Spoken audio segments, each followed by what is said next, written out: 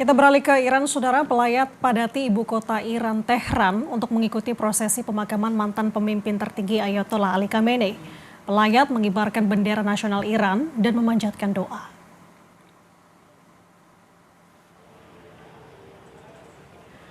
Peti jenazah Ali Khamenei serta anggota keluarga yang tewas dalam serangan udara pada Februari lalu diselimuti bendera. Pelayat memadati ibu kota Iran untuk mengikuti rangkaian prosesi pemakaman dan mendoakan almarhum Ali Khamenei. Kehadiran pelayat ini disebut sebagai simbol kekuatan di tengah konflik yang masih berlangsung.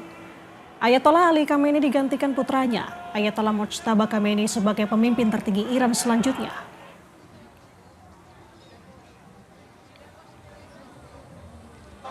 Menteri Luar Negeri Sugiono menjelaskan ia bersama dengan Ketua MPR dijadwalkan akan terbang langsung ke Teheran, Iran untuk menghadiri upacara pemakaman mantan pemimpin tertinggi Iran Ayatollah Ali Khamenei.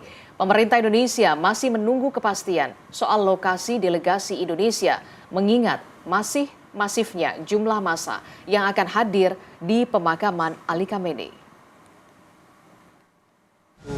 Akan dilaksanakan pada hari tanggal 9, itu hari apa? Kamis. Kita berencana akan hadir. Ini kami masih menunggu jawaban waktu dan tempat di mana kita bisa menghadiri upacara pemakaman tersebut.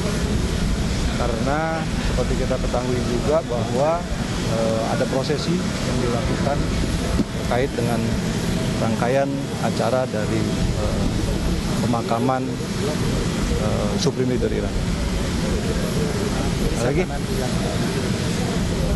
rencananya akan berangkat Menteri Luar Negeri Republik Indonesia bersama dengan Ketua MPR RI.